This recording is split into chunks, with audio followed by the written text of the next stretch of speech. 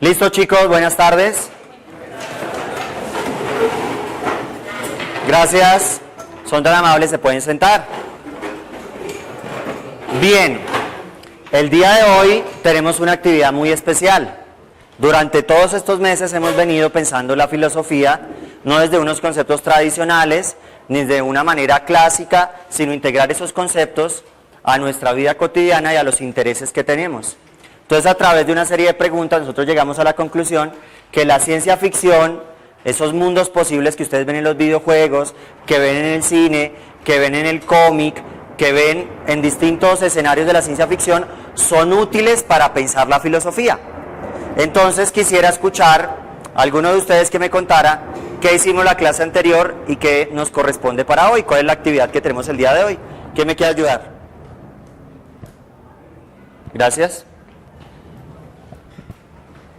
Bueno, pues la clase anterior tuvimos un ejercicio de lectura crítica en el que leímos una fábula de ciencia ficción que se titula Los dos monstruos, en el cual pues se refleja una crítica hacia la modernidad, pues desde el punto de vista filosófico. ¿Listo? ¿Qué hemos trabajado con esa lectura crítica? ¿Cuáles son esos tres niveles que nosotros tenemos como hilo conductor entre estas fábulas que hemos trabajado y la teoría filosófica que hemos visto? ¿Cuáles son esos tres niveles que me quiere contar? Uno ve una fábula, un mundo posible, escrito por el gran maestro que hemos tenido que se llama Stanislav Lem, ¿cierto? ¿Qué ejercicio hacemos cuando estamos frente a esa fábula? Gracias. Leer las líneas. Leer las líneas. ¿Qué es leer las líneas? Leer literal. ¿Qué es lo literal? Los personajes, el escenario, identificar dónde se desarrolla la historia, cómo se llama el planeta, la trama, ¿cierto? Listo, lo literal. ¿Y ahora qué hago con todas esas palabras que identifico? Identifico un tema, ¿qué más? El espacio donde se desarrolla, el título, cómo avanza la historia, ¿cierto? Eso es lo literal. ¿Y qué pasa cuando ya paso a un nivel de leer entre líneas, un nivel inferencial? ¿Cómo articulo esas palabras que están ahí? ¿Quién me explica? ¿Qué es lo inferencial y lo que hemos trabajado? ¿Me ayudas? ¿Qué es lo inferencial? Chicos, hablen tranquilos, como si no hay cámara, no hay problema. ¿Qué significa lo inferencial? Gracias, Miguel. Pues lo inferencial es leer lo que está más allá del texto, no solo lo que le indican a uno directamente, sino interpretar eso relacionándolo a las cosas del mundo. Listo, comprenderlo. Todavía no estamos detrás de las líneas, estamos en el paso 2. Ya identifiqué el escenario, los personajes, lo que hemos hecho con las fábulas. Ahora, ¿cómo se articulan esos argumentos? ¿Cuál es? Es una fábula, ¿no? Sino que ahora no son hadas ni magos, sino es una calculadora que puede vencer a un electrodragón. O ya no es un mago que maneja la química y es capaz de hacer trucos de magia, sino es un científico que ha creado el cosmos o ha creado a los corderos de hierro. ¿Quiénes son los corderos de hierro? Las máquinas, ¿cierto? Entonces pueden ser que todo el mundo sea protagonizado por los robots, pero esos robots están sirviendo como una crítica. Entonces vamos al nivel 3, que es el ejercicio que hemos hecho, leer detrás de las líneas. ¿Qué hemos hecho detrás de esas líneas? Atrás, ¿le puedes pasar? Morán, gracias. Pues leer detrás de las líneas es como interpretar lo que nos quiere transmitir el autor y saberlo llevar. ¿Listo?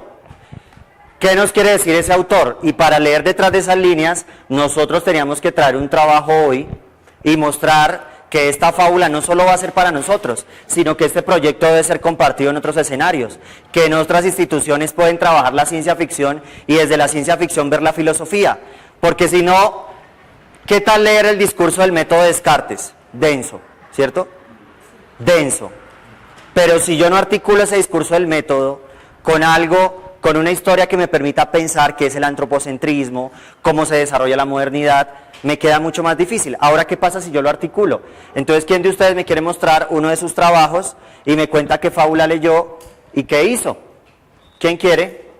¿Me cuenta su trabajo? ¿Tú le ayudas a mostrar, por favor? A ver, Lo extendemos, los dos compañeros, y me cuentas qué quisiste hacer ahí. Se ponen de pie y lo muestran a la cámara y tú me cuentas. Pues rótenlo así para que lo vean los compañeros y si quieren lo pueden poner aquí al frente. Listo. Y ahí lo vamos viendo todos. ¿Listo? Dale. Cuéntanos, ¿cómo se llama esa fábula? La fábula se llama Cómo se salvó el mundo. Entonces, lo que yo quería mostrar ahí era cómo el ser humano... Tranquila. Esta máquina, pues la fábula trata sobre dos personajes que crean una máquina y la máquina hace cosas con N. Después le piden a la máquina que haga nada.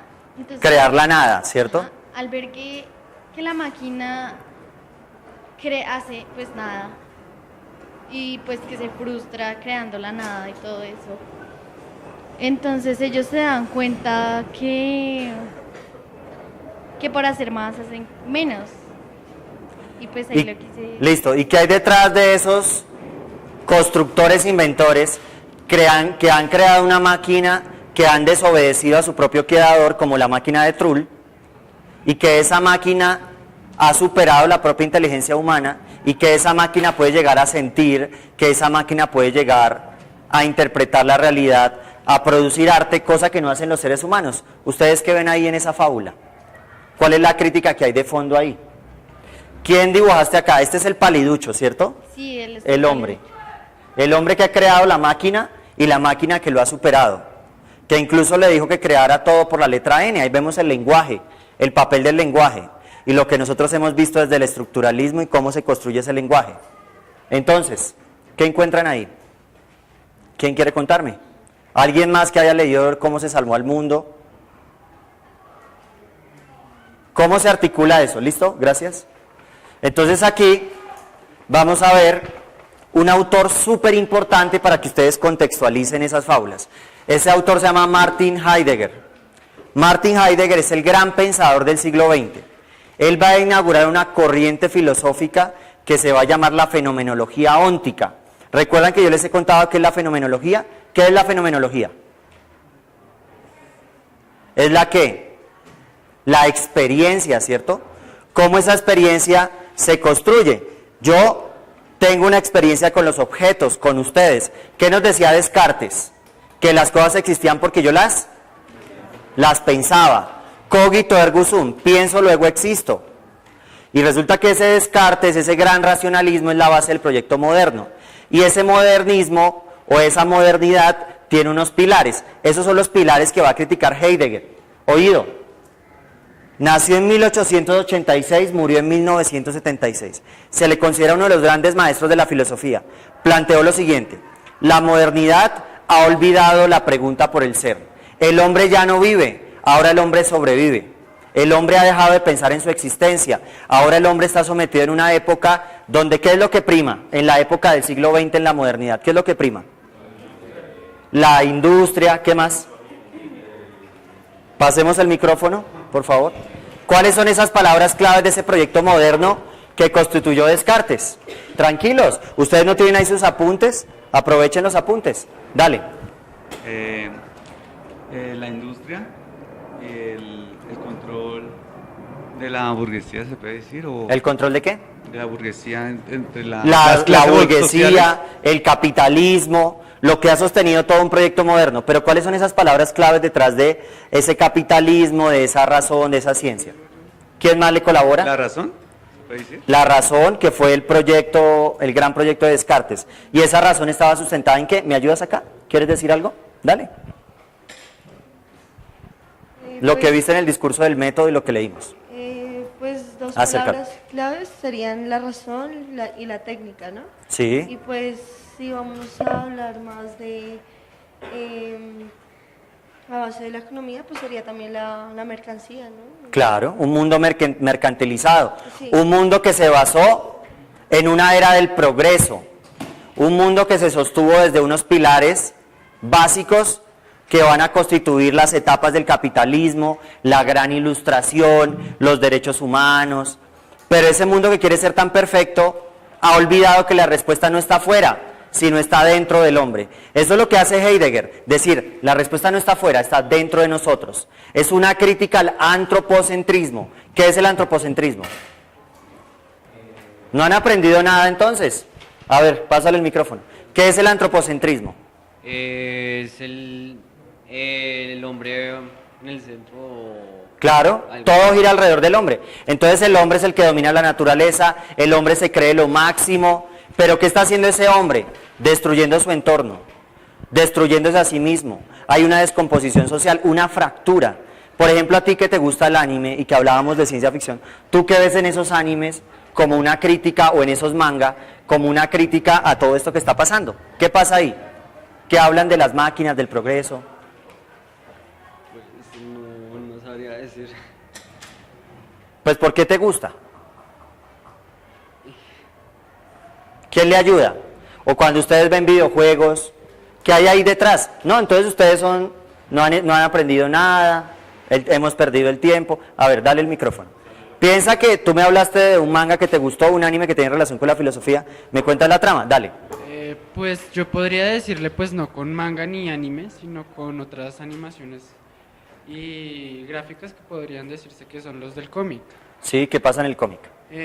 O sea, son variables de los cómics que yo leo y pues hay uno que se enfoca más en la crítica social negra. Y pues nos estamos basando, o sea, lo que hace Marvel al introducir Pantera Negra es como decir a los derechos del hombre negro. Sí. Entonces ahí ya va la crítica, o sea, constructiva de lo que todos tenemos o sea, todos tenemos los mismos derechos. Correcto, eso es la historia de un cómic. Y otro videojuego que ustedes hayan visto, o de lo que hemos leído, otra fábula. A ver, ¿quién más quiere participar? Dale.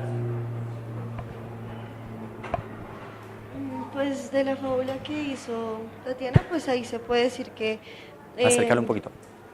pues el hombre crea las máquinas y pues a sí mismo se autodestruye, ¿no? ¿Por qué? Porque olvida pues su razón de ser, ¿no? Eso sería como lo más, o sea, sería como una alusión a la modernidad, a lo que estamos viendo ahora. Correcto. Entonces miren, estos son unos pilares. ¿Cuál es el concepto fundamental? La filosofía de Heidegger es muy amplia. ¿Qué nos interesa a nosotros? Hablar del habitar poético. Una persona que no habita poéticamente su realidad solo es esclava de los objetos. Cree que es feliz porque tiene una tarjeta de crédito.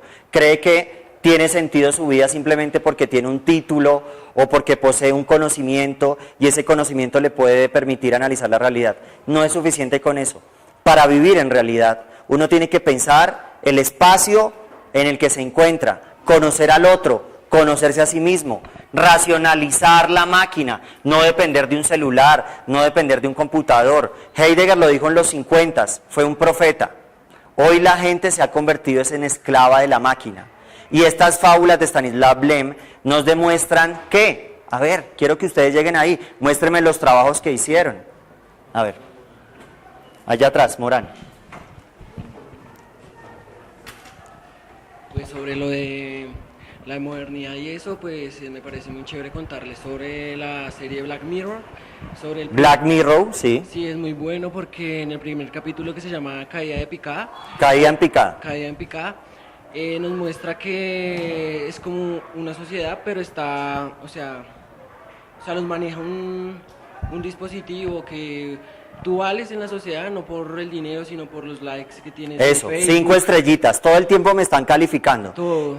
¿Y Sí. qué pasa cuando usted no es de Pues, 1 a 5, cuando o no sea, es no entre puedes- 4 y 5, qué le pasa? No puedes viajar en avión, tienes que viajar en carro, que no puedes asistir a algunos lugares, que no puedes poseer los descuentos, digamos, para comprar un apartamento o algo. No, nada. Hay una marginación, ¿cierto? Cierto. Eso es una crítica a cómo el ser humano se ha vuelto esclavo de la técnica. Entonces, ¿qué plantea Stanislav Lem? ¿Cuál es la crítica que hay en estas fábulas? A ver, ¿qué pasa en ese ERC autoexcitador, ¿cierto?, que vence a los paliduchos? Cuénteme en esa historia, ¿quién me muestra un trabajo?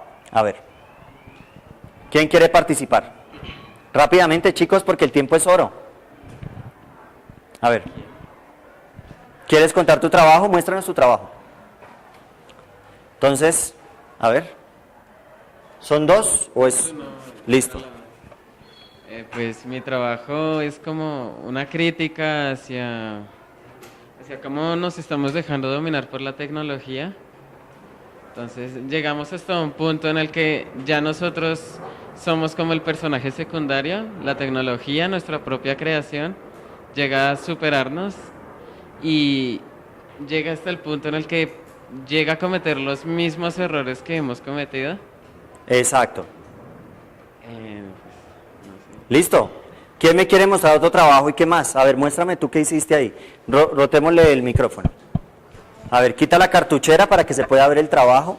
Lo muestras a la cámara un poquito y nos cuentas. Mira. Pues yo en mi trabajo pues hice una interpretación de lo que sería la máquina que hace U crea todas las cosas por N. Pues yo en la máquina traté de poner un poco de simbolismo, sin embargo está todavía la crítica a que las máquinas dominan el actuar del hombre. Listo. Está chévere. ¿Qué técnica es? Pues está totalmente hecha de plastilina, pero tiene alambrado en el centro. Listo. ¿Y esa es de cómo se salvó el mundo? ¿Cómo se salvó el mundo? Listo. Allá ese trabajo, ¿nos quieres contar un poquito? Muéstralo a la cámara, por favor. ¿Le ayudas a la compañerita? Está muy chévere. Eso sí es como más arte conceptual, ¿no? Súper. Es que este es de la facultad de también Stanislav Lem. Stanislav Lem. Este es de la fábula La Gran Paliza. La Gran Paliza. Sí, este es más de como hipocresía, ¿sí? Habla sobre que un científico le regala a otro científico un robot que le va a cumplir todos los sueños. Eso, todos sus sueños, ¿no? Entonces, le da ese robot y él queda sorprendido porque esta persona me va a regalar este robot tan extraño. Entonces lo crió, lo dejó pasar, lo dejó entrar y ese mismo científico también estaba fabricando un robot, pero no sabía aún porque era ultra secreto. Sí, deja quieto el micrófono. ¿Y cómo hiciste cuál es la técnica que utilizaste ahí? Esa es como piezas de tornillos y todo eso, como de que están todos tirados. O sea, ya era para botar, ya era para la basura. Entonces me dio la idea de soldarlos a través de la soldadura, hacer la forma de un robot, a través de un rodamiento viejo, un tornillo viejo, una palanca vieja. Entonces, y esto es lo que iba a decir, eso significa el poder que puede sacar el robot para hacer el deseo que el científico quiere. Ahí estaba escondido el científico que se lo regaló. Exacto, estaba escondido en el regalo. Estaba escondido. Entonces, el otro científico le dijo que sacara a su supuesto amigo, que él iba a cumplir. Entonces el robot le sacó al amigo. Entonces, cuando lo vio, lo cascó, lo golpeó. Lo golpeó hasta que no pudo más. Entonces cuando ya se cansó, fue al baño a la base para seguir golpeándolo. Entonces el doctor se escondió tras del robot y el robot se salió de la casa y fue al otro científico muy mal herido y todo. Entonces al otro día fue el científico allá a verlo y cuando lo vio todo golpeado se sorprendió porque él no le creía que en serio era él. Claro. Entonces, ¿cuál es la estructura ahí, no? Hay un sarcasmo, hay una ironía. Por eso son fábulas. Ya no es el hombre el que fabula, o no son las fábulas clásicas de los animales o de Esopo, sino son fábulas de robots. Ahora, ¿qué ven ustedes ahí? ¿Quién me cuenta otro trabajo Otra cosa que ustedes quieran mostrar de sus trabajos. A ver. Muéstraselo a todos, por favor. ¿Listo? No bostezar. Disimule. ¿Listo? Muéstralo a la cámara, gracias. Mi dibujo es sobre la fábula titulada Los Tres Electroguerreros. Los 3 electroguerreros.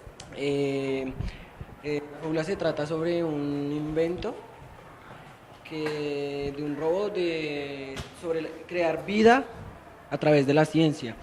Y lo que nos cuentan ahí que, bueno, normal, lograron hacer los robots y como los humanos en la historia cuentan que son muy codiciosos, o sea, querían el manejo total del mundo. Exacto. El Logos, ese es el proyecto moderno, dominar toda la naturaleza, dominar el mundo, pero eso tiene una consecuencia, eso tiene un peligro.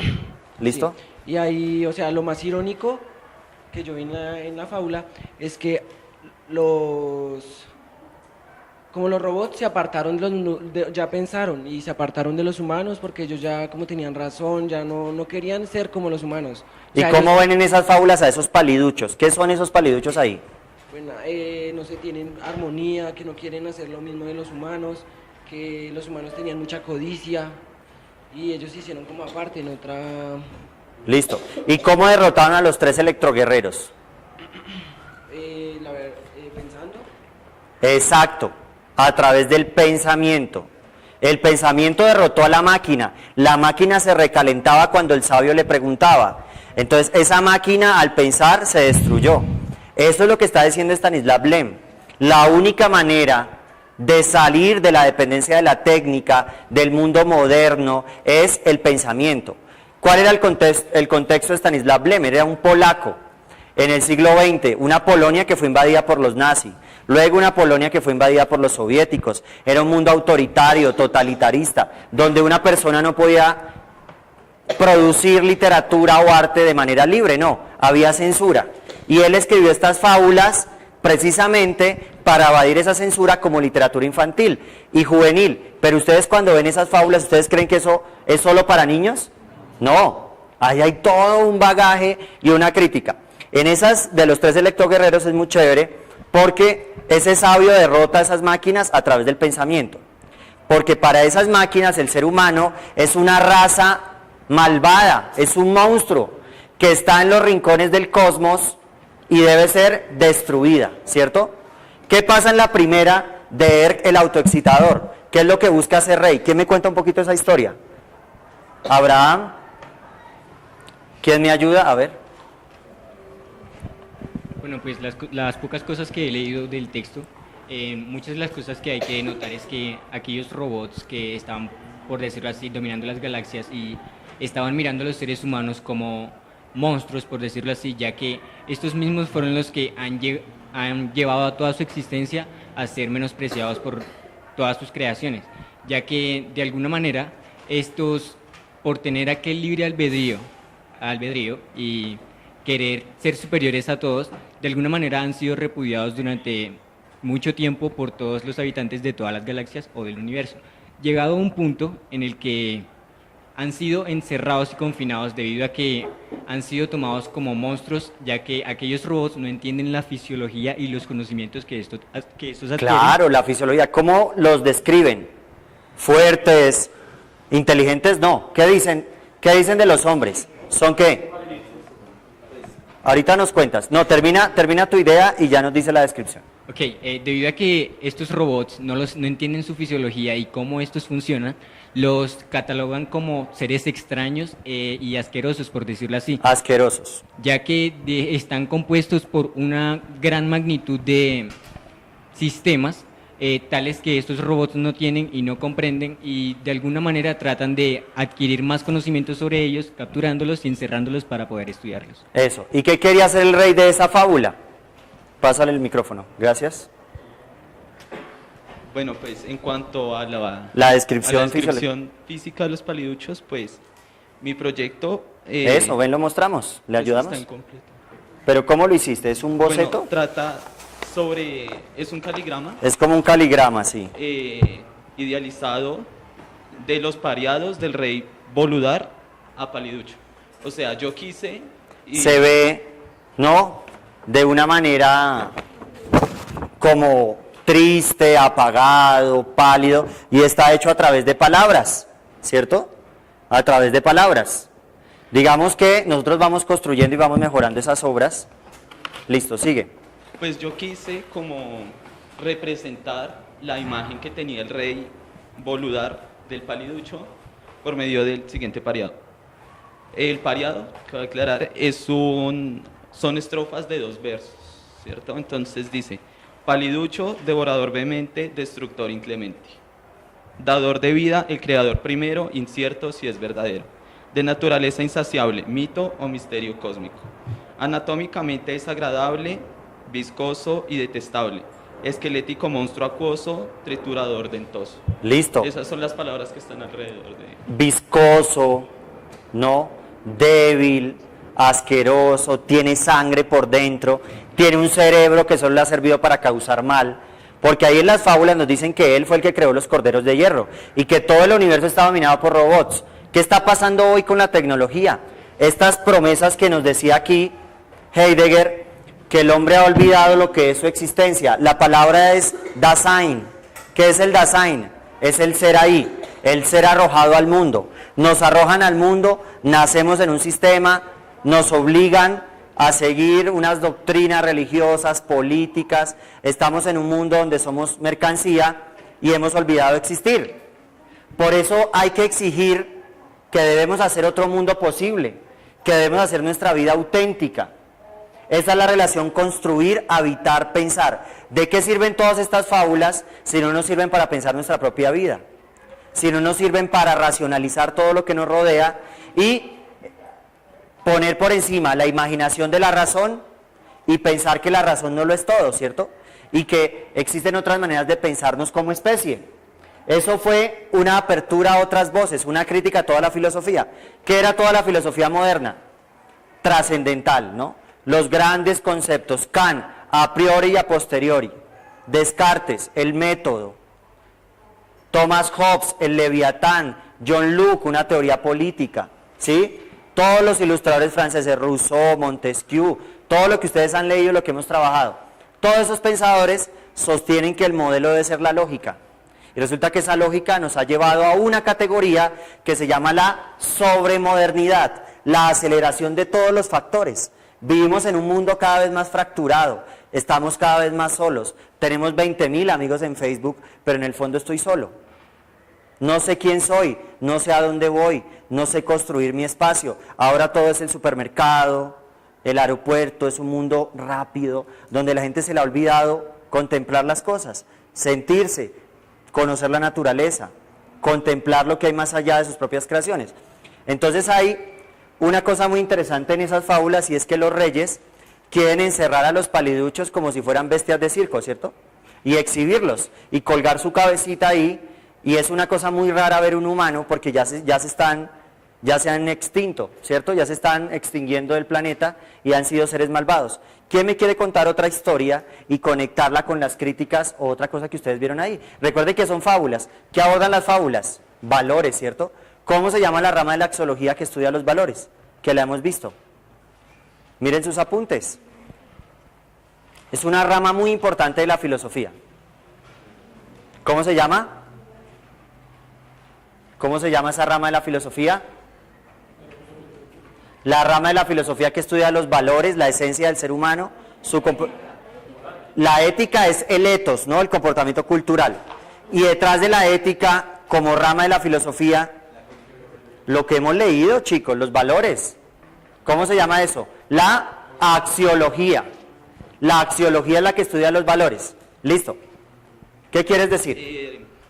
Quiero hablar sobre la fábula del príncipe Ferricio. Ah, esa es otra historia maravillosa, ¿no? Bueno, entonces aquí se muestra cómo la máquina supera a su creador, que copiar la naturaleza humana es inútil, que lo único servible en la modernidad de los hombres es la capacidad de pensar. Entonces lo que hace Stanislav Lem es romper los paradigmas y le atribuye a los robots características humanas, queriendo resaltar el valor de estos. Listo. Lo que pasa dentro del cuento es que, bueno, la princesa Cristalia está obsesionada con casarse con un paliducho. Entonces, el príncipe ferriciano, que desarrolla una obsesión casi que compulsiva por la princesa, decide hacer algo al respecto y se disfraza de un paliducho. Eso, toda la composición química, biológica, todo para tener un traje de paliducho, ¿no? Pero por dentro tener corazón de máquina. ¿Qué pasa con Ferriciano? Bueno, entonces está en compañía de un sabio anciano que lo instruye hasta que le enseña lo que es la humanidad. Pues características generales, ¿no? Porque no se conoce la humanidad en sí. Claro, es como una analogía. Listo. Y el príncipe lucha y resulta que llega a enamorar a la princesa. ¿Alguien de ustedes trajo un trabajo sobre el príncipe Ferriciano? ¿O la princesa Cristalia? ¿Nos puedes mostrar tu trabajo? A ver, es una cosa... Sí, pero digamos que es una princesa que se muestra que tiene una apariencia humana, pero en el fondo es una máquina, ¿no? Entonces siempre estamos jugando en ese doble juego, ¿no? Entre la humanidad, lo cibernético y lo artificial. ¿Qué quisiste decir en esa obra? Yo quise representar la escena de la fábula de el Autoexcitador. En la parte que Acércalo un poquito. Electrina quiere darle la llave De la jaula. de la jaula al paliducho a cambio de un diente. Y ya pues así fue como yo me imaginé que sería Electrina. Nada. Listo.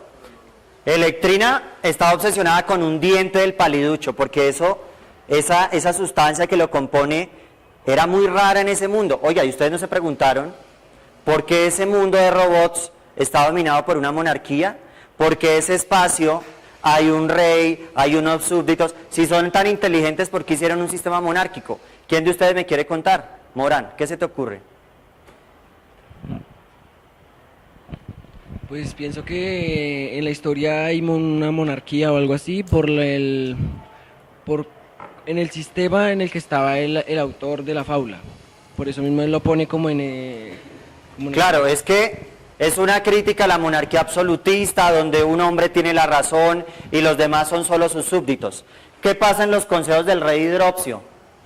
¿Quién leyó otra fábula en torno a eso? A ver, ¿quién me quiere ayudar? O mostrar otro trabajito. El compañero, aquí adelante. Tenemos que ir concluyendo para dejar un trabajo y vamos a leer a una muy especial, y es la máquina de Trull. Empezar a conectar todo esto con la máquina de Trull. Dale. Pues mi dibujo fue representativo a la historia de la calculadora que luchó contra el dragón. Ahí se muestra cómo el rey estaba obsesionado con el modernismo y toda su ciudad se basó en eso, y entonces comenzó a modernizar todo, los postes, las carreteras, las nubes, tanto que pues dependían ya prácticamente de ello, y pues fue tanta la tecnología que creo que ya comenzaron como a tener sentimientos y comenzaron a reaccionar ellos mismos, como por ejemplo la calculadora que estaba en la luna se comenzó a comer la luna. Entonces pues el rey, al ver esto, tuvo que acudir a una máquina, o sea, ya no dependía del pensamiento de él, sino que tenía que ya acudir a la tecnología, y cuál pues era el que le daba los consejos. Y pues esto muestra cómo la tecnología ha avanzado tanto que ya nosotros dependemos de ella y tenemos que, pues, por decirlo así, tomar decisiones viendo desde el punto de vista tecnológico. Listo, estamos olvidando pensar, ya no habitamos nuestro espacio. Miren esto, muchachos, esa historia es maravillosa. Como un rey vive en un mundo tan perfecto, que está tan aburrido, que construye un ejército enemigo para vencerlo. Y ese ejército enemigo resulta que se le sale de las manos, y esa inteligencia que ha creado lo sobrepasa y termina destruyéndolo. Ese rey se llama Poliandro. ¿Qué está pasando hoy y cómo esa historia se conecta con lo que vemos hoy? ¿Qué les pasó hace poco a todos los programadores de Facebook que crearon una inteligencia artificial para que cumpliera y respondiera a todos los errores de la plataforma y en tiempo real solucionara todos los problemas? ¿Qué pasó con esas inteligencias artificiales que están creando. ¿Sabes qué pasó? A ver. Las inteligencias artificiales empezaron a conversar en un idioma nuevo, una adaptación del inglés en el que habían sido creadas, haciendo imposible a sus propios creadores entender lo que hacían, los habían superado. Correcto, superaron la inteligencia humana. ¿Y qué hicieron esos creadores cuando eso se les estaba saliendo de las manos? Tuvieron que acabarlas. Apagarlas. Apagarlas totalmente, porque donde siguieran trabajando no sabrían lo que conversaban, no sabrían en qué planeaban, qué decían. ¿Y hasta dónde podían llegar esas inteligencias, no? ¿Ustedes se imaginan si la inteligencia artificial lograra superar al hombre? Chicos, Laura, si la inteligencia artificial lograra superar al hombre, se cumpliría lo que dijo Stanislav Lem. Por eso literatura de anticipación, literatura prospectiva. Miren, chicos, fue el único en la historia de la ciencia ficción que habló de una literatura vítica. ¿Qué es la literatura vítica? Literatura hecha por las máquinas, poesía hecha por las máquinas. Las máquinas van a ocupar el papel del hombre porque al hombre ya no le interesa vivir, al hombre solo le interesa acumular, tener mercancías. Eso es la sobremodernidad. El hombre ha olvidado su ser. Quiero que eso me lo marquen muy importante ahí y van a ser tan amables y van a hacer una investigación donde ustedes me van a decir cuáles son los fundamentos de la teoría heideggeriana, qué es la poética para Heidegger y cuáles son los principales discípulos de esa filosofía. Eso tiene que ver con el existencialismo, vamos a hablar de Sartre, vamos a hablar de Camus y lo vamos a conectar con las fábulas y vamos a seguir pensando esto de la existencia humana. ¿Alguno de ustedes tiene una reflexión, otra cosa que compartir, que han encontrado? ¿Recuerdan esa película que les conté que se llamaba Transcendence con Johnny Depp? Donde la máquina supera tanto al hombre que esa inteligencia artificial quiere cambiar al mundo. ¿Y sabe qué tiene que hacer para cambiar al mundo? Destruir a la raza humana, porque los humanos somos los que nos estamos encargando de destruir esto. Y si el mundo quiere sobrevivir, tiene que destruir a la especie humana. Entonces, pilas con eso. Pues ya con las máquinas también se crea ya el... ¿Este es tu trabajito? Mostrémoslo un poco. El capitalismo, y como recuerdo una clase que usted dijo, que... Acércalo al... Entonces, del trueque al feudalismo, al capitalismo, todo volverá al comienzo, ¿no? Porque las máquinas van a causar que nosotros ya dependamos de ellas y todo podría volver a comenzar. Y todo vuelve a comenzar. ¿Qué quieres decir? Referencias finales, relaciones entre la ciencia ficción y la filosofía. Demostrémosle a otras personas que nosotros sí somos personas críticas de esas fábulas. A ver. Pues de alguna manera, dando algún apoyo al comentario de Gina, supongo que las personas en un futuro no van a ser dependientes de dichas máquinas, ya que en la actualidad podría decirse que ya estamos siendo dependientes de las mismas. Esclavos, totalmente. Ya que actualmente una persona normal no puede dejar de vivir sin su teléfono, sin su computadora, porque prácticamente no sabe qué es lo que va a hacer, qué es lo que va a pasar con su día, qué es lo que puede hacer y qué es lo que va a llegar a suceder en un futuro. Suponiendo que actualmente somos esclavos de la tecnología y esta dejará de existir de un momento a otro, de alguna manera la humanidad estaría encaminándose hacia el fracaso, ya que de alguna manera estamos tan encaminados o sobrepuestos sobre la necesidad que tenemos hacia las tecnologías modernas que hemos olvidado cómo pensar, cómo actuar por nosotros mismos. Hemos olvidado el ser, olvidamos qué somos, nos quedamos pensando en lo que podemos tener, en la razón para dominar el mundo, pero olvidamos el ser. ¿Cómo nos construimos como personas? ¿Cómo hacemos posible que nuestra vida sea algo distinto? Ustedes van a tomar una decisión, chicos. Ustedes van a escoger una carrera.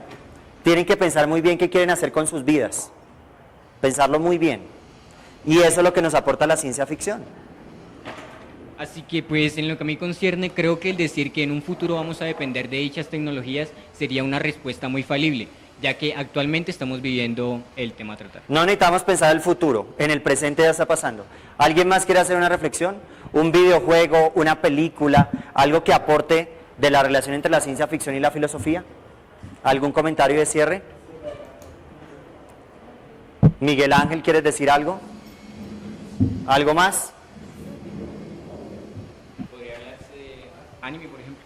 Sí. Bueno, pues podemos ver que en el anime generalmente se están haciendo muchas críticas al modo de vivir y el modo de pensar de los humanos actualmente, ya que generalmente en los animes psicológicos, como podemos ver, se están haciendo muchas reflexiones acerca de cómo ha cambiado el pensamiento humano, cómo hemos cambiado nuestras acciones por estar simplemente teniendo una rutina con la que cumplir. Actualmente ya no tenemos esa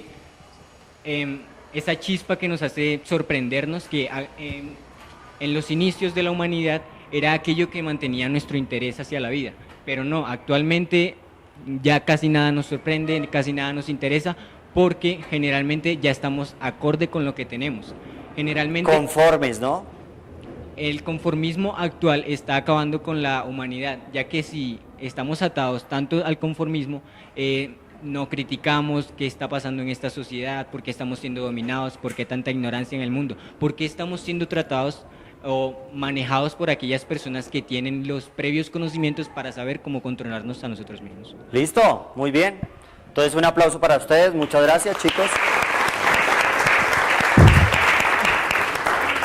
Entonces ya sabemos, nos vamos a profundizar más en esa fábula, este proyecto se está desarrollando y para la próxima clase vamos a trabajar esos conceptos de Heidegger a profundidad con las categorías que les dije y con la fábula La máquina de Trull. Listo, un placer, muchas gracias, pueden organizar sus cosas, muy amables.